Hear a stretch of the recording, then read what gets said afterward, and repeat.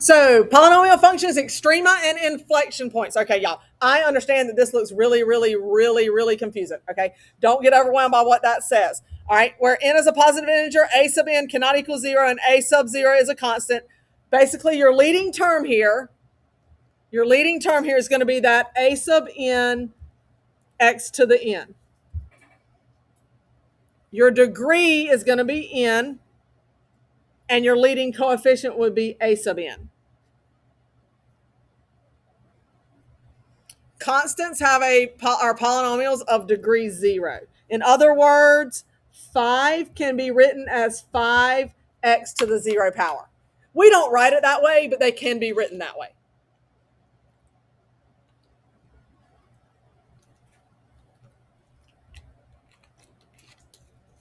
All right, so all I want you to do for the first example is identify what is my leading coefficient and what is my degree. Okay?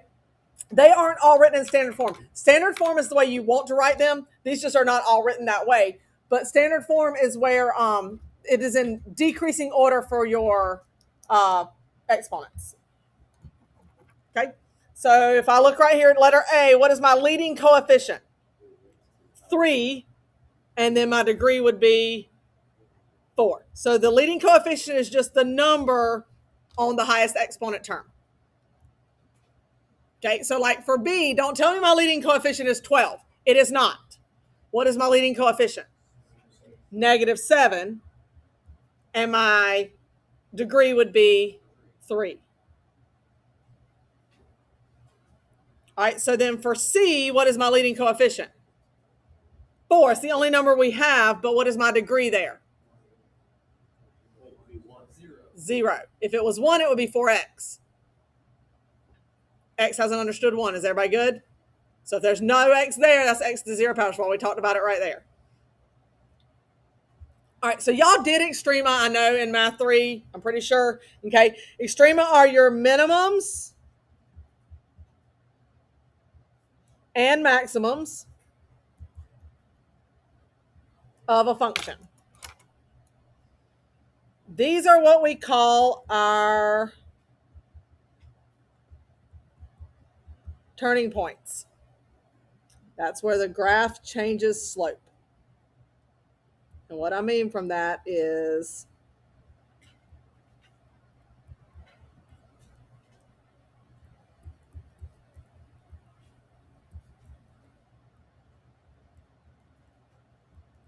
from positive to negative or negative to positive. Okay. I might get ahead of myself here. Yeah, I won't talk about it in a minute. All right, relative or local extrema. A polynomial has a relative min or max where it switches between decreasing and increasing, or at an endpoint of the polynomial has a restricted domain. When identifying, we're going to state the x values. Okay, so understand it can switch from decreasing to increasing, or it's an endpoint. Okay, so that means if we don't have arrows drawn on the end like you do, you have an arrow here, but you don't have an arrow here. So this is an endpoint. This means this would go on.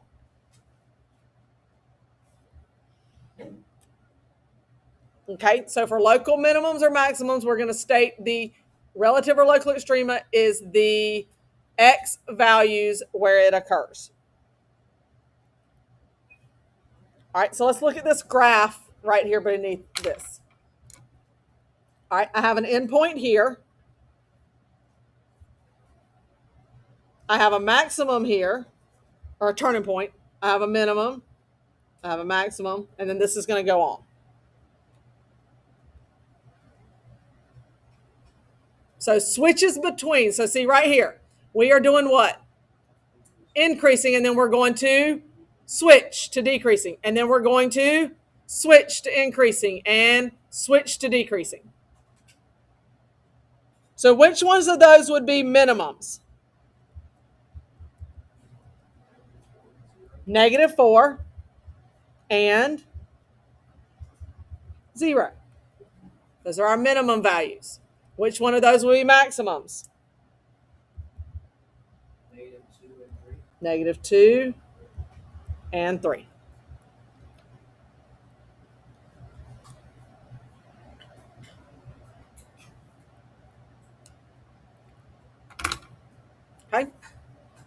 Those are relative. What that means, y'all, by relative is it means if I just look at this part of the graph, right? Like what would my minimum be? -4, and my max would be -2. Okay. But if I look at this whole graph, is this my absolute max of the whole graph? No, there's one that's higher. Does that make sense? Okay. So that's the difference in relative or local and global or absolute. Okay. So of all your relative maxima, the greatest one is called the absolute maximum. The least is called the absolute minimum. Okay. When we identify those, we state the y value at which the x value occurs. And the x value occurs, sorry. Okay, so let's look again. What is the absolute max of this whole graph? 3, 2, right? That point right there. 3, 2, correct? Is everybody with me? So then we would say we have an absolute max of y equals 2 at x equals 3.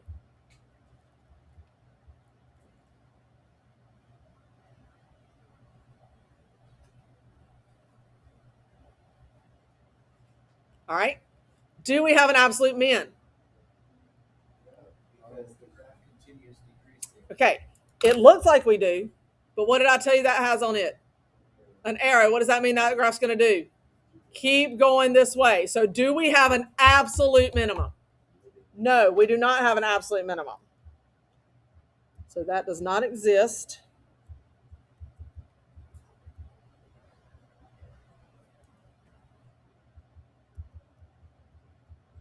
As x increases without bound, and I'll zoom in, give me a second, the y values decrease without bound.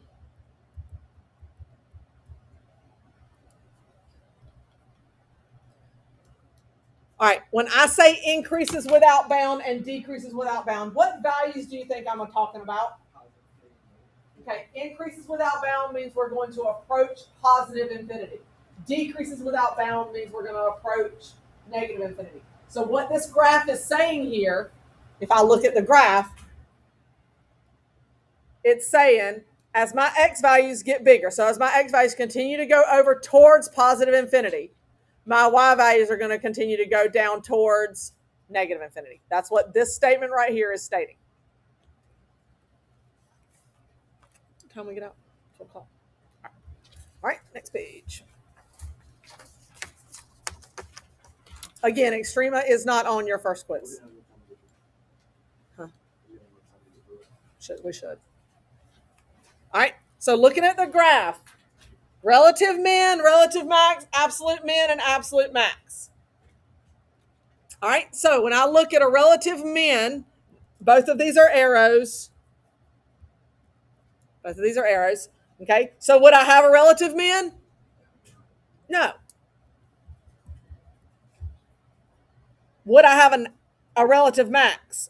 Yes. What would be x equals 1?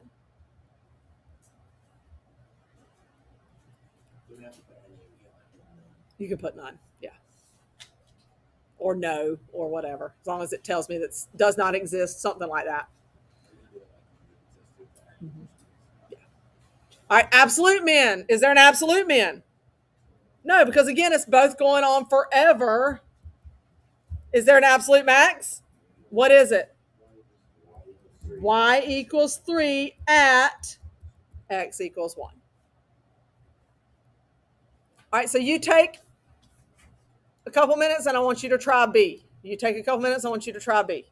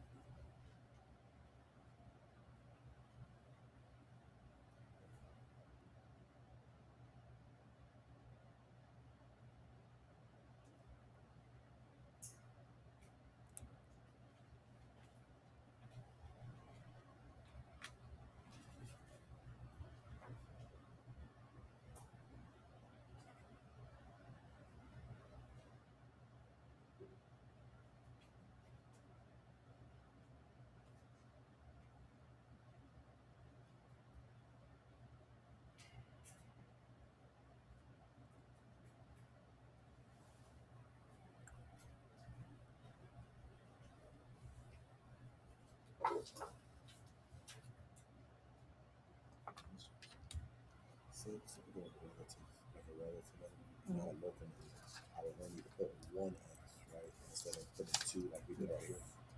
Yeah. I would only need to put one Yeah. x. Relative. Yeah. Mm-hmm. Okay.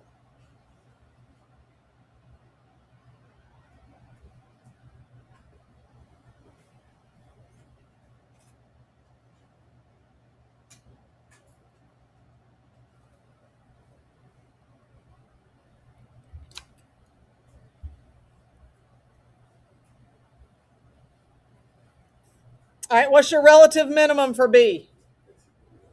X equals -2. Is everybody good there? What is our relative maximums? X equals -4 and 3. Because 4 is a what? Or -4 is a what? It's an endpoint. Okay. And then -3 or +3 is a turning point. All right. Do we have an absolute min? We do not, because it goes on. This is an arrow. It goes on forever. Do we have an absolute max? Yep. Y equals 2 at X equals 3. Is everybody good? What's up? Because it's going to go on forever. So there won't be a defined value down here, an ending point. All right. Now these are both points. Teachers and students, please pardon the interruption. All sophomores have been released back to class at this time. Thank you.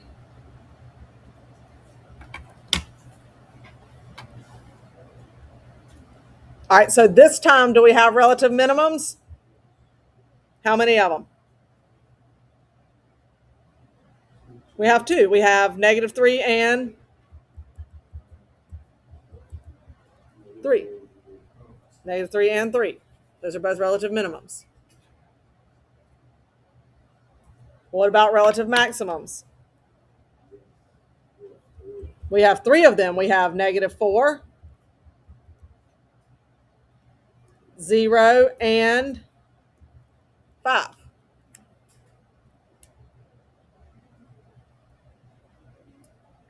Do we have an absolute max? I'm sorry, absolute min? Yes. What is it? Y equals -3 at X equals -3. Do we have an absolute max? Yes. What is it?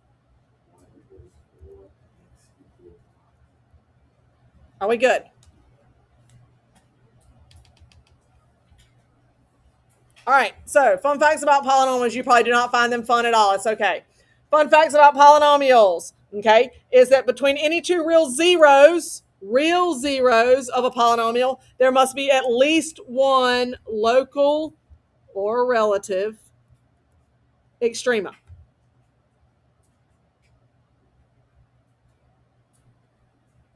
Okay. And what they're saying there, just so you understand, what they're saying there is if you have a graph, right, and you have 2 zeros, the only way to get from one zero to the other is to turn. It's the only way to do that. Whether you turn this way, a lot of stuff could happen down here too, right?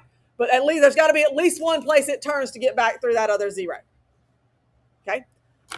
Polynomials of even degree, so 2, 4, 6, 8, 10, okay, even degree, must have either an absolute or global max or an absolute or global min. It has to have even degree. So those are 2's, right? 2's are parabolas. Parabolas, the 2 ends go in the same direction, but somewhere in the middle it either turns up or turns down. Is everybody with me? Same thing would happen for 4's. See, on your evens, your 2 ends will always go in the same direction. Odds always go in opposite directions. Okay, so if it opens up like so, this would be an absolute min. If it opens down like so, this will be an absolute max. You don't have to draw those if you're good.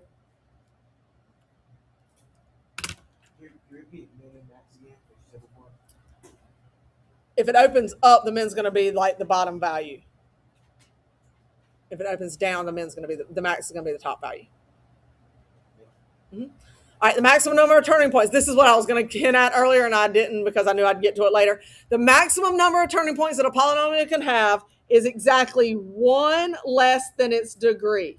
Okay, so let's look at that. I'm just going to draw a few out on the board so you can see what I'm talking about. Okay, let's talk about a linear function in general, right? A linear function, what's the degree of a linear function? X to the first, right? It's just like y equals x. That's the first. Everybody want to be? How many times does this graph change direction? None. Not a single time. It starts going one way and it stays going one way. Even if it's negative, it's just going to start going down. It's going to stay going down, right? Okay. If I go to x squared, that looks like this. How many times does that graph change directions? Once. It started coming down and now it's going up. If I go to x cubed, looks like this. Well, more obvious. It looks like this. How many times does it change directions? Twice. Okay, notice these are going in opposite directions, correct? What are these going in? Same. What are these going in? The fourth looks like this. Same. The fifth, opposite. The sixth, same. You see what I'm saying? Evens are always going in the ends, always going the same direction. Odds always going opposite directions. Okay? It's always one less than your degree for the number of turning points you have. Instead of doing the turning point, can you do the zeros right now? Not necessarily, because you can have a quartic function to the fourth that never crosses your x-axis. Your zeros will be imaginary. All right. Okay, points of inflection is where we change. We already talked about this. It's where we change concavity. At a point of inflection, the slope or the AROC changes from increasing to decreasing or vice versa. All right, so key point down here. Let me zoom this up so you can see this. All right, what is the difference between a turning point and a point of inflection? Okay, what is the difference between a turning point and a point of inflection? All right, a turning point means the AROC or the slope changes from positive to negative. So the graph changes from increasing to decreasing. Or vice versa. Okay, it could go from negative to positive or decreasing to increasing. Okay.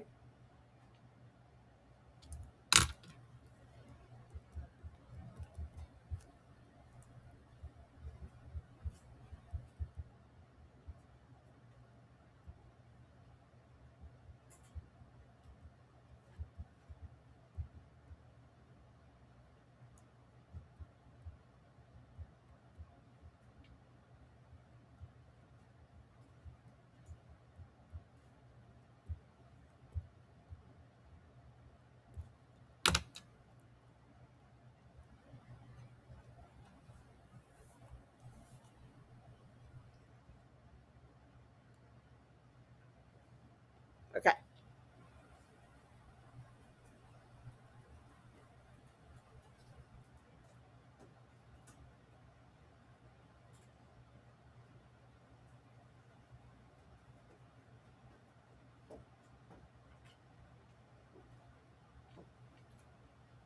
What are those? The red dots, what are they? They're turning points. We went from decreasing to increasing. We went from increasing to decreasing. Okay?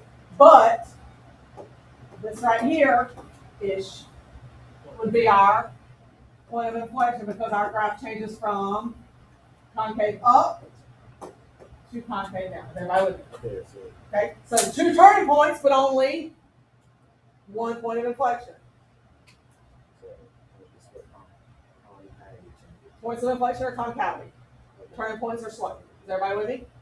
So then, technically speaking, how many POIs should we have? One, right? but we had 2 turning points, so what's the degree of this function? 3. Is everybody with me? Think about a quadratic function, right? It has how many turning points? 1. Does it ever change concavity? No. 2 minus 2 is 0, right? It changes concavity none. That's why there are no points of inflection. Everybody follow? So turning points is 1 less than the degree. Points of inflection is 2 less than the degree. Everybody follow? Right. All right, last page. The very last problem down here is we're going to do that, look at that on Desmos, I think. So you don't have to stress over that. A lot of this we actually might look at on Desmos. We'll see. All right, top part. Okay, so the graph of G is shown here. Find any values of X where G has a point of inflection. All right, so let's talk about this. You can tell me, right, that is this what type of function would this be? How many times does it turn? It turns 1, 2, 3. So it should be a degree of 4. So if it turns 3 times, how many POIs should we have? We should have 2. So it should be halfway between each one, right? So what is halfway between -2 and 0? -1. So we should have a point of inflection at X equals -1. And what's halfway between 0 and 2? 1. So we should have another one at X equals 1. Is everybody with me there? And this is what I was talking about yesterday. I will try to make them where you don't have to guess. Okay, I'll try to make them measurable numbers or something, or they will be labeled. All right, for each of the following intervals, determine if the rate of change is increasing or decreasing, and explain your reasoning for each answer using the features of the graph of G of X. All right, so let's look at from -4 to -3. -4 to -3. Why? All right, from -4 to -3, that part of the graph is concave up. So our rate of change is increasing.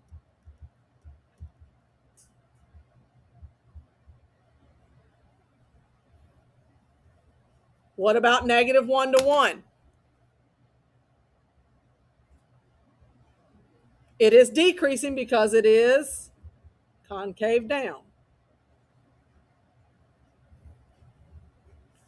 3 to 4?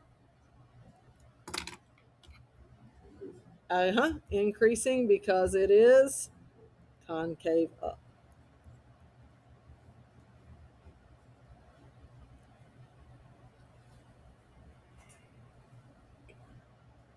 Now, I'm going to make a little point down here. I'm just going to say it. I'm not going to make you write it. I'm just going to say it.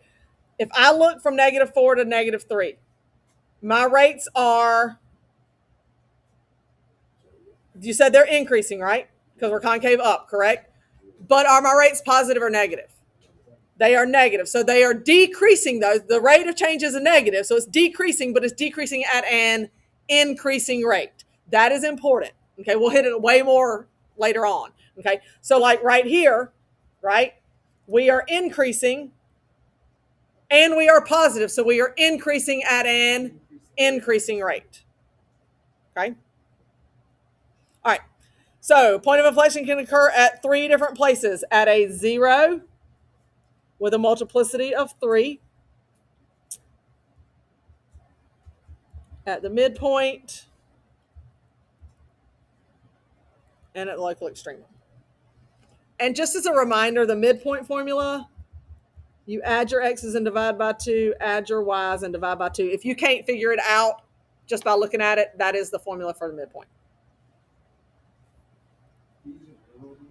Mm-hmm. On this? Extremum?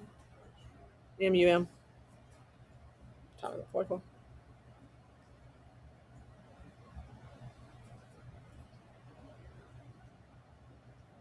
Do any of y'all have your laptops yet? Did any of you get them? Okay, if you have your laptop, open it up and go to Desmos. Yeah.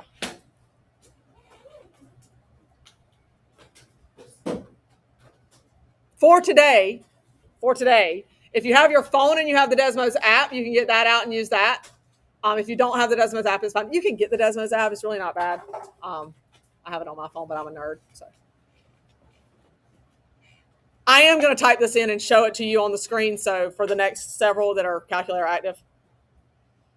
So if you don't have your computer, it's okay. You can just follow along with me. All right. So here we go. All right, for t between 0 and 3, the number of cars in the parking lot time t hours can be modeled by this function right here. So give me a second, I'm going to type that in. Based on this model, at what time t does the number of cars in the parking lot change from increasing to decreasing? Okay, so I am going to type that in. I'll type it in up here.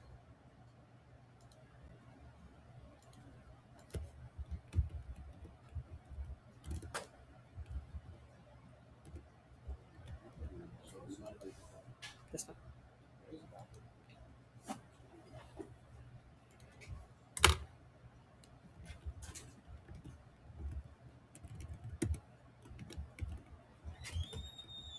Oh my God, why did I do it twice?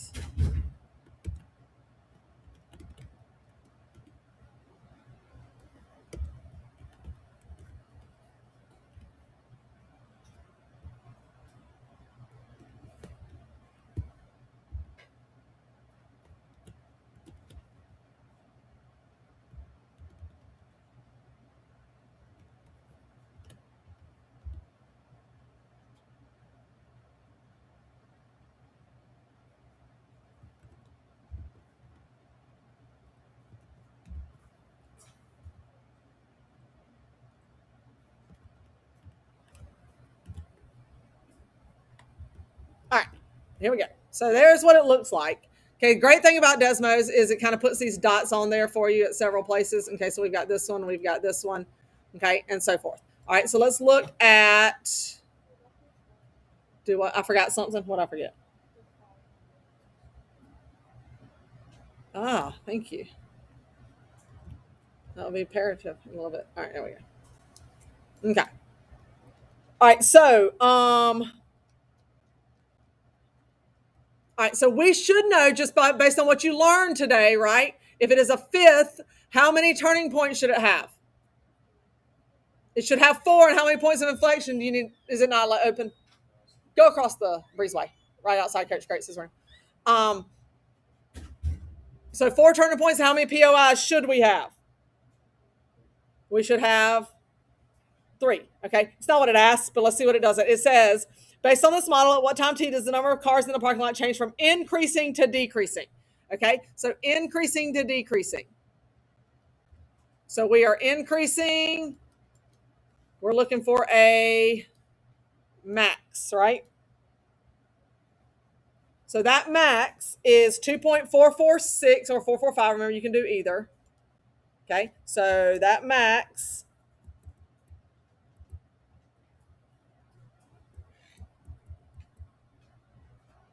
and 31.898. That's my number. Okay, so this represents our t. This is our hours, and this is our number of cars. So which one is our answer for at what time?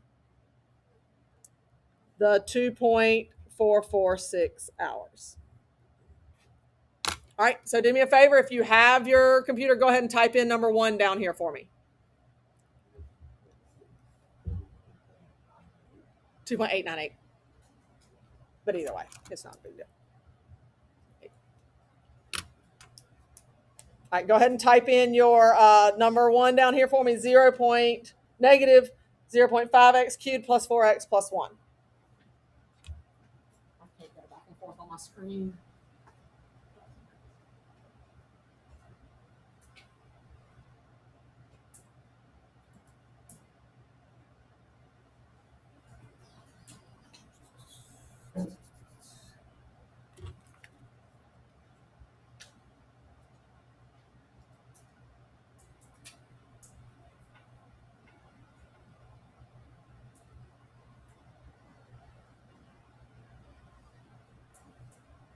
If you're not doing this yourself, that's fine. Just make sure. I hate this. You don't have to. I mean, you can. It doesn't mess it up either way. All right, so here we are. Here's what I've got for the first one. Okay, so cubic functions have how many turning points? 2, right? How many points of inflection? 1. Okay, so there we go. It asks determine the maximum number of extrema. Well, maximum number of extrema happen everywhere you have a turning point. So we know that is going to be 2. We will find them in a second. And then it says determine the number of points of inflection for C. That is 1. All right, so then all you have to do for Desmos is literally touch that max and that min to find those values. So we have if I did that, I would have a local max at x equals 1.633, and I would have a local min at x equals negative 1.633. Okay, and I'll show you. Hold on. Go back over there. So here's my local min, and here's my local max. Remember, if they are local, it's the x value only. If they are absolute, it's the y value at the x value. Everybody with me? And these are local because what happens on both sides? It goes on forever. They will not be absolute because it's an odd function, odd degree, not odd function. Odd degree.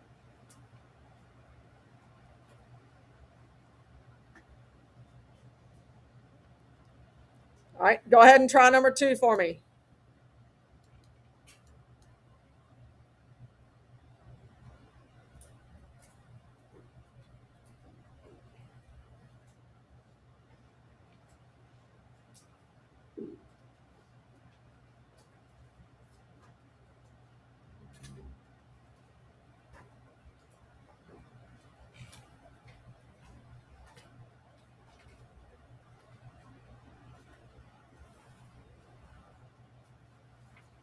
All right, so you are not responsible for the remaining homework on last night's assignment, the backside. You're not responsible for that. Okay. However, if that's something today that you didn't quite understand, you might want to look over it and just check the answers on it and make sure that you kind of comprehend what's going on. Okay. So your homework for tonight is on 1.4. Okay.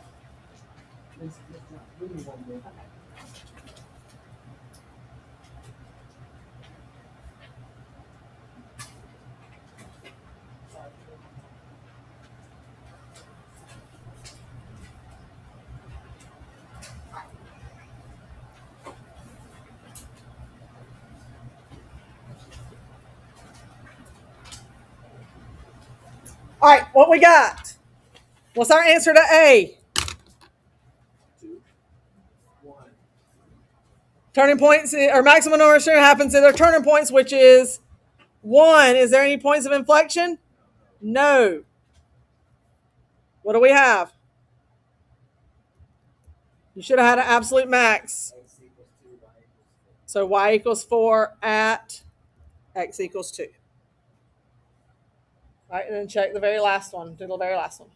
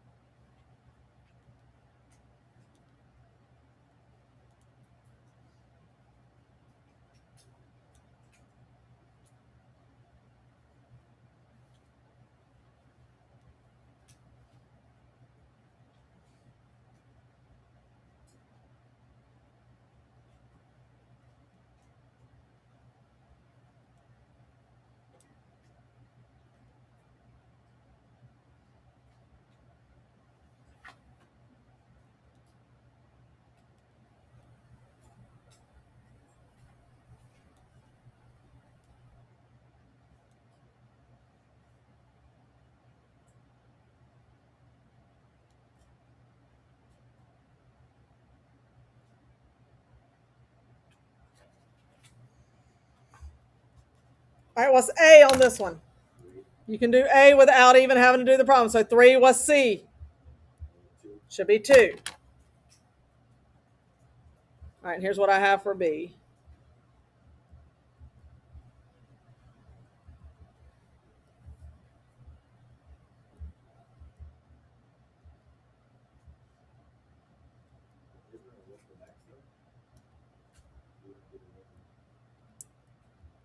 I have a relative max at x equals 0.843. Yes. So there's what I have.